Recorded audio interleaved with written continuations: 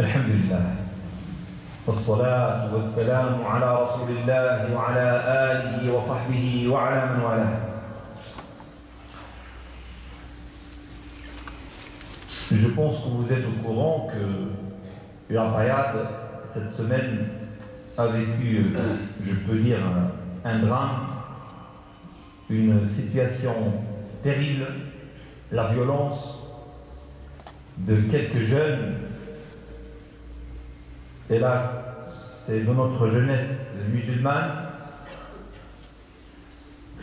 Cette violence nous pousse à réfléchir pour essayer de trouver des solutions afin de chercher tout simplement la paix au sein de dans nos quartiers, au sein de notre famille. Au moins, les parents seront protégés dans leur foi, dans leur iman, qui sont hélas stressés par tout cela parce que ce sont des parents que nous connaissons,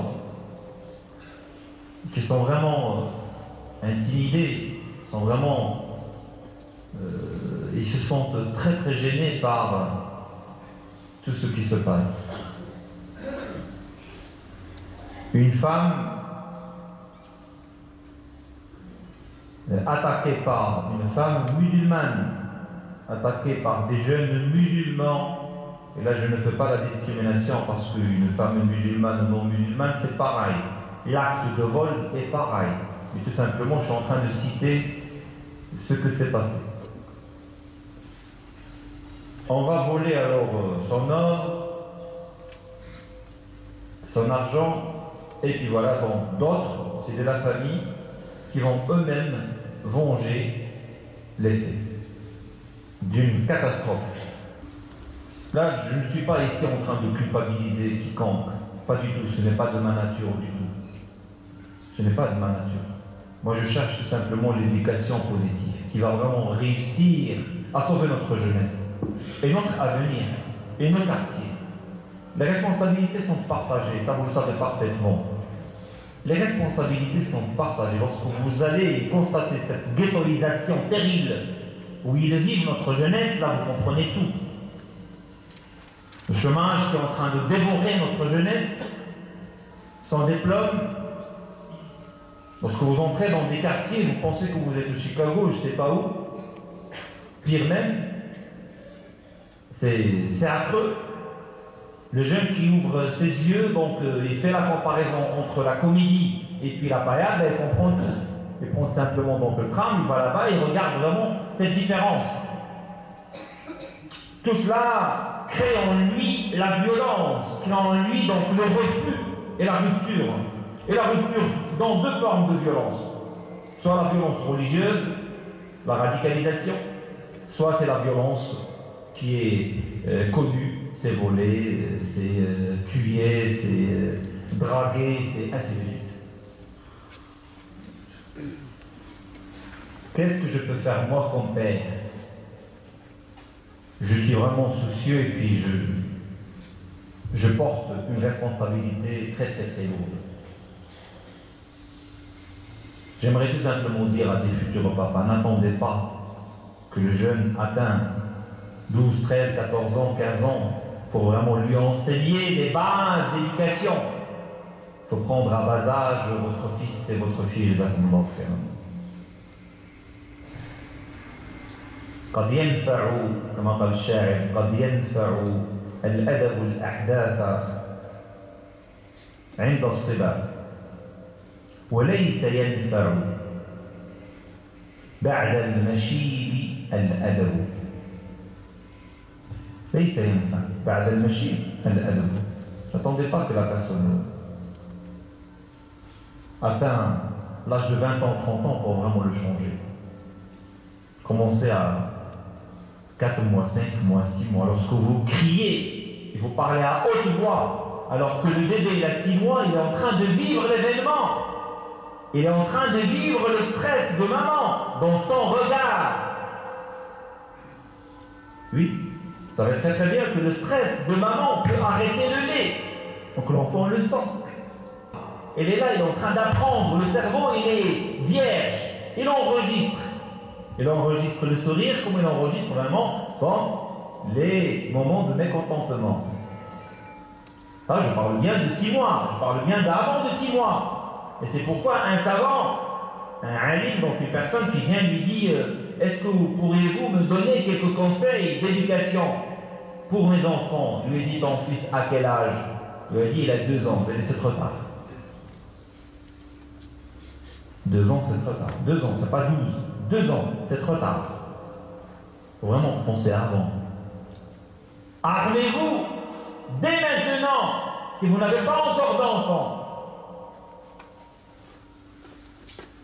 Comment éduquer mon enfant? Premièrement, l'amour. La tendresse. Le prophète sallallahu alayhi wa sallam était amour. Tendresse. De nature. Alayhi sallallahu alayhi wa sallam. Lorsque tu touches sa main, quelle tendresse. Tu vois son visage, quelle tendresse. Ses cheveux, quelle tendresse. Son regard, quelle tendresse. Sallallahu alayhi wa sallam. Il n'a jamais frappé le prophète sallallahu alayhi wa sallam. Il n'a jamais crié. Il n'a jamais hurlé. Alayhi sallallahu wa sallam. Alors que c'est quelque chose qui est normal chez beaucoup des nôtres, crier en face de ton épouse. Mais le pire, en face de tes parents. Ta mère, ton père, tu cries et tu hurles. C'est normal. Et puis, tu dis que tu es musulman. Voilà, taqul lahuma. Off. Revenez tous. Off. Ça c'est. Off. Tout le monde dit off. À ta maman, ton père. Là, si ça restait que off. On a ceux qui insultent, il y en a ceux qui frappent. Il y en a ceux qui frappent. Une maman qui me dit mon fils m'a frappé. Qu'est-ce que tu vas dire à cette maman? Qu'est-ce que tu vas lui dire? Tu as fait imam, c'est tout ce que tu peux dire. Tu ne peux pas dire plus. Parce qu'une maman vient te dire mon fils m'a frappé. C'est toi qui dois t'excuser devant cette maman, parce que lui, il n'est pas prêt à s'excuser. C'est dur qu'il s'excuse, parce qu'il arrive à ce stade. Notre situation n'est pas simple, mes frères. D'accord? Au début, on a dit qu'il y a vraiment un constat négatif. Donc le social et tout ce qui suit, ça on est tout à fait d'accord. Ça n'empêche quand même que notre comportement n'est pas vraiment brillant. On s'est très très mal comporté dans notre comportement. Et lorsque vous m'excusez, donc c'est un langage franc, on n'a pas le droit maintenant de mentir, c'est fini, il faut dire des choses comme ils sont. Vous savez qu'il y a beaucoup de nos co-religionnaires, donc qui ont 2 maisons, 3 maisons à l'étranger, et puis qui sont sur F4 ou F5. Est-ce que c'est normal, juste là-bas? Vous m'excusez, est-ce que c'est normal? Est-ce que c'est normal? Allah yarda. 2 maisons, 3 maisons à l'étranger, et ici vous sur F4 ou F5. Ça ne va pas, Allah yarda, ça ne va pas. C'est pas acceptable. Vendez, s'il vous plaît, une. Et puis essayez de créer une entreprise à votre fils. Et son ami, si vous le connaissez. Faites-le. Faites-le. Faites-le. Vous serez récompensé ici au-delà. Wallah al-azim. Vous serez récompensé ici au-delà. Une petite entreprise, peu importe. Aide-le à s'en sortir. Aidez-le à s'en sortir. Je pense qu'il y a pas mal de choses à faire. Mais il faut concrétiser tout cela. Et puis donc, aider la personne qui est souvent dans un malaise psychiatrique non détecté et qui refuse d'aller se soigner, comment le pousser vers aller se soigner. C'est un travail de fond. Il y a beaucoup de jeunes qui ont un malaise psychique et on ne se rend même pas compte de cela. Il faut essayer de le convaincre pour qu'il se soigne. Et on connaît pas mal de jeunes. Dès qu'ils ont détecté la maladie, subhanallah, en affaire de 1 an et demi, ils sont devenus d'autres personnes. Ils ne savaient pas qu'ils étaient malades. Il y a des gens qui sont hyperactifs. Il y a des gens de nature, ils sont nerveux. Comment calmer tout cela? Lui, il trouve ça dans la drogue. Il trouve ça donc, il est en train de chercher à se calmer. Alors qu'on pouvait vraiment éviter tout cela. Donc, punir ton fils, ce n'est pas grave. Mais comment punir ton fils? Parce qu'il y en a ceux qui disent d'accord l'amour. Alors on laisse la liberté aux enfants, ils font ce qu'ils veulent. Non, c'est pas ça ce que je dis. Non. Vous savez que lorsque tu es dans la douceur, tu exiges à ton fils de dormir à 9 heures du soir, là tu es en train de limiter sa liberté. Tu vas contre sa liberté. Et il doit dormir à 9 heures ou à 9h30. Il n'a pas le choix. C'est une punition pour lui. Mais ce n'est pas grave. Parce que tu es en train d'œuvrer pour son bien-être. Mais si tu restes jusqu'à midi, jusqu'à 1h du matin, ça ne va pas. Donc punir, ce n'est pas uniquement frapper. Punir, c'est éduquer pour le bien-être de ton fils. On ne se permet pas de laisser l'enfant, il a l'école le lendemain jusqu'à minuit. Ça ne va pas. Ça ne va pas. C'est beau de dire il faut éduquer l'enfant, c'est beau parce que le matin, il est très fatigué, il ne peut pas se concentrer au cours. Donc, on est en train d'œuvrer pour l'échec scolaire. L'échec scolaire. Et s'il y a l'échec, c'est fini après. Donc, ce n'est qu'un exemple parmi des exemples. Le dialogue avec maman, c'est un des facteurs essentiels d'éducation. Un des éléments très importants lorsque l'enfant et la fille grandissent dans le dialogue, que papa dialogue avec maman, c'est magnifique. Mais lorsque le dialogue c'est que cri, c'est que cri, ça ne va pas. C'est que insulte, ça ne va pas. Vous savez que avoir un enfant, quel bonheur. Quel bonheur. C'est source de bonheur. Qurrat a'yun. Source de bonheur. Qurrat a'yun. Vous savez très bien le hadith du prophète sallallahu alayhi wa sallam. Tous les musulmans le connaissent. Tous les musulmans. ينقطع عمل ابن آدم إلا من ثلاث. Tes actes s'arrêtent le moment que tu quittes ce bas monde. Juste le moment de décès. Tes actes s'arrêtent. À l'exception, parmi l'exception, un garçon, un enfant, une fille, pieux ou pieux, qui prie pour toi, qui invoque Allah Azza wa Jalla pour toi. Il y a une continuité de hasanat à travers ta postérité. C'est extraordinaire. إني ذاهب إلى ربي سيهدين. الصلاح. Ibrahim alayhi salam, qui voulait éviter son peuple ingrat, qui voulait le brûler vif, tout simplement parce que il a recommandé l'adoration d'un seul Dieu, pur monothéisme. Mais il voulait le brûler. Rabbi habli min as-salihin. Regarde, subhanallah.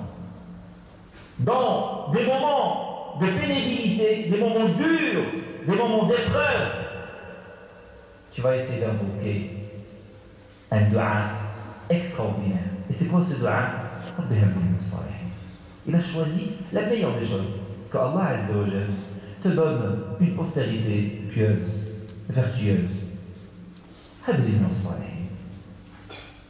فبشرناه بغلام حليم, sage, dans notre verset, alim, le savoir et la science, juste. Donc, invoquer Allah Azza wa Jal, que tu as une postérité, masha'Allah, dans l'iman, dans la foi, c'est extraordinaire. Mais il faut œuvrer pour réussir cette mission. Vous savez, بعض الفضلاء يقولون نبي تبغي تسوق السيارة شنو خصك؟ رخصة السياقة ياك ما يمكنش تسوق بدون رخصة، خصك رخصة سياقة. الطائرة خصك الرخصة كذلك باش تكون ملاح وتكون رباني إلى غير ذلك. فكذلك أيها الأخوة، هل نحن مؤهلون لسياقة الأسرة؟ Est-ce que nous avons un permis de conduire, d'éduquer nos enfants et de gérer une famille? Est-ce qu'on a pris le temps nécessaire pour s'éduquer avant d'éduquer? Avant de vous marier, pensez à lire et à assister à des conférences qui traitent le sujet d'éducation. N'hésitez pas de lire et de consulter les sites qui parlent de l'éducation avant d'avoir l'enfant. Parce qu'après c'est trop tard. Préparez-vous. Comme ça vous avez un permis. Vous avez un permis. Ça fait du bien à ce que dans des États, lorsqu'il y a une personne qui dépose le dossier de mariage, c'est une proposition, que avoir marque, vous savez, la pose c'est très bien, c'est très important. Lorsqu'on dépose un dossier de mariage, donc on a 1 mois et demi, ou 2 mois et demi, ou 3 mois et demi, et qu'on exige une formation de réunion de 2 heures, 3 heures, 4 heures, donner des bases. C'est magnifique. Un des idées qu'il faut. Et on évite pas mal de divorces. Sur tout simplement l'incompréhension. L'incompréhension souvent. Et si nous étions armés, on peut éviter pas mal d'anomalies, pas mal de mauvaises réactions qui sont vraiment néfastes. Attention à la drogue, attention à la cigarette. S'il y a parmi nous quelqu'un qui fume, s'il vous plaît, arrêtez la cigarette. Parce que vous êtes en train de brûler vos poumons, votre cerveau, la gorge. La cigarette est une catastrophe, mes frères et mes sœurs, faites attention. Une enfant qui commence la cigarette à bas âge, ça, c'est pas quelque chose qu'on peut tolérer. Et puis la drogue. Et lorsqu'on est sachant, sait qui vend la drogue, il faut le dénoncer. C'est une obligation. Vous n'avez pas le choix. Il faut dénoncer toute personne qui vend la drogue dans votre quartier. Là où vous êtes, c'est un assassin, c'est un vrai criminel qui est en train de dévorer et massacrer le quartier.